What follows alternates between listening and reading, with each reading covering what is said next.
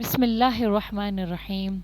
آج 25ویں شب ہے، یعنی شب قدر کی رات ہے، اور این ممکن ہے کہ آج ہی شب قدر ہو۔ اللہ تعالی ہم سب کو شب قدر نصیب فرمائے، اس کے شب قدر کی رحمت، نعمت، برکت، سکینہ سب کچھ ہمیں نازل فرمائے، اور ہم لوگ ہر ان چیزوں سے استفادہ حاصل کریں جو اس رات میں اللہ کی طرف سے ہم پر نازل ہونے والی ہے۔ ٹھیک ہے، دیکھیں آج کی رات میں یہ چیز عام ہو گئی ہے، اور یہ پتہ نہیں اللہ ہی جانے کتنے سالوں سے یہ چیز چلی ہوئی آ رہی ہے کہ شب قدر کی رات کو آپ نے 2 رکعت نفل اس طریقے سے پڑھنے ہیں، 75 دفعہ سورہ فاتحہ اس طرح سے پڑھنی ہے، یا کوئی سورت اتنی مرتبہ پڑھنی ہے، آگے پیچھے درود شریف۔ یہ اس طرح کی جو نفلیں جو یوٹیوب پر اور شارٹس پہ میں نے دیکھی اور میں نے لوگوں کے منہ سے سنی ہے، اور ہمارے ہی جاننے والوں میں کچھ لوگ ایسے ہیں جسے پتہ چلتا ہے، لوگوں کو باتیں کرنے سے پتہ چلتا ہے کہ بڑی رات میں کیا عبادتیں کی جاتی ہیں، کس طرح سے عبادتیں کی جاتی ہیں۔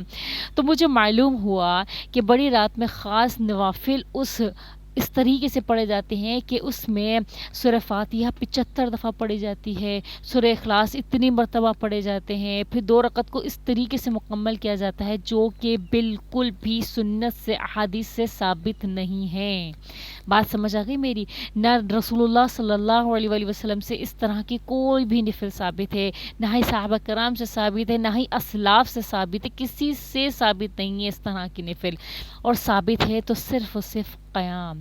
اس رات میں جو ثابت ہے وہ ہے قیام، اور ثابت ہے وہ دعا اللہم انک عفو تحب العفو فاعف عنی۔ سمجھ میں آ گئی میری بات؟ تو آپ نے اس رات میں صرف اور صرف قیام کرنا، وہ والی نفلیں آپ نے پڑھنی ہے جو عام آپ دنوں میں پڑھتے ہو، جو عام روزانہ کی بنیاد پہ جو آپ نوافل پڑھتے ہو، تو آپ نے وہ نفل پڑھنی ہے جو آپ رمضان میں آپ جو رات جاگتے ہو، یا دن میں آپ نفل پڑھتے ہو کہ آپ نے قرآن پاک پڑھ لیا لیکن ابھی آپ کو عبادت کرنی ہے، قرآن پاک پڑھ کے آپ تھک گئے ہو، تو آپ نے، اور اگر عبادت کرنی ہے تو آپ نفل پڑھنا شروع کر دیتے ہو، تو وہی عام نفل جو عام رکعت ہم پڑھتے ہیں نا، وہ عام نفل ہم نے آج کی رات میں بھی پڑھنی۔ سمجھ میں آئی؟ صرف اور صرف عام نفل پڑھنی۔ آپ اپنے جتنی ہو سکے آپ نے عام نفل پڑھو، نفل پڑھو، نفل پڑھو، تھک جائے، پاؤں جواب دے جائیں، یہاں تک جانے کی ضرورت نہیں ہے کہ آپ بہت زیادہ تھک کے چور ہو جاؤ، 5 جواب دے جائیں، تب آپ نے جو ہے نا تھک کے بیٹھنا۔ یہ ہر انسان کی محبت کا ایک لیول ہے، اللہ سے، رسول صلی اللہ علیہ وسلم سے جتنی محبت، جتنا لگاؤ ہوگا، اتنی ہمت سے ہم کھڑے رہیں گے۔ سمجھ میں آ رہی ہے میری بات؟ تو آپ نے جتنی ہو سکے، جتنا ہمت کا لیول ہو آپ کا، آپ اتنے نوافل پڑھو۔ اس کے بعد تھک جاؤ تو بیٹھ جاؤ، بیٹھ کے پھر آپ نے تلاوت کرو قرآن پاک کی۔ سمجھ میں آ رہی ہے؟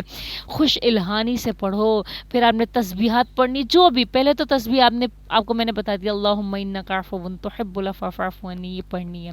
اور میزان پر بھاری اور زمان پہ سب سے ہلکے جو تسبیح ہے، سبحان اللہ و بحمدہ سبحان اللہ العظیم، یہ میزان میں سب سے بھاری اور زبان پہ سب سے ہلکے کلمات ہیں، آپ نے اس کی تسبیح پڑھنی ہے۔ جو تسبیحات آپ کو پڑھتی ہو عام دنوں میں، جو آپ کو بہت آسانی سے آپ کی زبان سے نکل سکتے ہیں، عبادت کی وجہ سے، عبادت کے لیے آپ نے وہ تسبیحات پڑھنی ہے۔ بس آپ نے اس عبادت کو ضائع نہیں کرنا ہے، ٹھیک ہے؟ کچھ نہ کچھ آپ نے عبادت میں اپنا حصہ ڈالنا ہے۔ سمجھ میں آ رہی ہے؟ اور سب سے بڑی عبادت تو یہ بھی ہے کہ آپ نے دعائیں کرنی ہے اللہ تعالیٰ سے۔ آپ سجدے میں جا کے دعا کرو، اللہ تعالیٰ سے رو رو کر دعا کرو، گر گرا کے دعا کرو، رونا نہ آئے تو ٹیڑھے میڑھے منہ بناؤ۔ سمجھ آئی؟ کہ تاکہ رونے جیسی آپ کی کیفیت پیدا ہو۔ پھر جب آپ اللہ سے جڑنے لگو گے، دعا میں جڑو گے، اس سے پھر آپ کے آنکھ میں بھی نم ہو جائیں گی، آپ کا بھی آنسو آ جائے گا آنکھوں سے۔ سمجھ میں؟ اللہ تعالیٰ کو راضی کرنے کی ذریعے، بس اللہ تعالیٰ کو کیسے راضی کرنا ہے؟ ایک بچے کی طرح اللہ تعالیٰ کو راضی کرنا ہے آپ نے، کہ اللہ تعالیٰ تو مجھ سے راضی ہو جا، اللہ تو مجھ سے راضی ہو جا، تو میری مغفرت فرما دے۔ سمجھ میں آ رہی ہے؟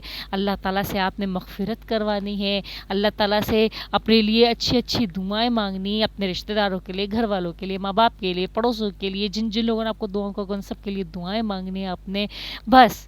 اور کوئی زیادہ مشکل کام ہے ہی نہیں اس شب قدر میں۔ شب قدر 5 اور شب قدر میں کوئی مشکل کام نہیں ہے، صرف اور صرف آپ نے اپنی استطاعت کے مطابق عبادت کرنی ہے۔ باقی جو ادھر ادھر مشہور ہے کہ یہ نوافل پڑھنے، یا اس طرح سے نوافل پڑھنے، یا اس طرح سے آپ نے قیام کرنا ہے، یا اس طرح سے آپ نے تسبیح پڑھنی ہے، یا کھڑے ہو کے، یا آسمان کے نیچے پڑھنی ہے، ایسا کچھ بھی سنت سے ثابت ثابت نہیں ہے، ہمارے نبی سے ثابت نہیں ہے، ہمارے اسلاف سے ثابت نہیں ہے. ٹھیک ہے، بدعت سے بچو، یہ سب کچھ بدعت ہے، بدعت کی معافی نہیں ہے، ان کو حوض کوثر نصیب نہیں ہوگا، جہنم میں ڈال دیا جائے گا، شرک کے مترادف ہے بدعت. تو بدعت سے بچو. باقی آپ کی جتنی بھی استطاعت ہے، چھوٹی موٹی ٹوٹی پھوٹی عبادت کرو، اللہ کو راضی کرو میرے پیارے بہن بھائیوں. اللہ راضی ہے، بس اللہ تعالیٰ انتظار میں کب میرا بندہ کہتا ہے کہ یا اللہ میری توبہ، جب بندہ کہتا ہے یا اللہ میری توبہ، اللہ تعالیٰ اسی وقت انشاءاللہ تعالیٰ معاف فرما دیتے ہیں. بات سمجھ آ رہی میری؟ تو اللہ تعالیٰ ہم سے تو اتنی زیادہ محبت کرتے ہیں. اللہ تعالیٰ سے میں ہمیشہ آپ لوگوں کے لیے دعا کرتی ہوں. جن لوگوں نے مجھے، جتنے بھی سبسکرائبرز ہیں میرے بہت پیارے، جن لوگوں نے مجھے دعا کر ان سب کے لیے میں دعا کرتی ہوں. اور جنہوں نے مجھے اولاد کا کہا ہے ان کی اولاد کے لیے بھی میں دعا کرتی ہوں. اور آپ لوگ بھی سب کو اپنی دعا میں شامل کیجئے. کیا معلوم ان کی تقدیر میں ایسا لکھا ہو کہ آپ دعا کرو گے اور آپ کے منہ سے نکلے گا تو وہ دعا قبول ہوگی. سمجھ میں آ رہی میری بات؟ ایسا بھی ہے تقدیر، اسے کہتے ہیں تقدیر. تقدیر پر بھی میں نے ایک اچھی سی بڑی سی ویڈیو بناؤں گی انشاءاللہ عز و جل. تو اور میں نے بنائی بھی ہے تقدیر پہ ویڈیو، آپ چاہیں تو دیکھ لیجئے گا. جزاکم اللہ خیرا، احسن الجزاء فی الدارین.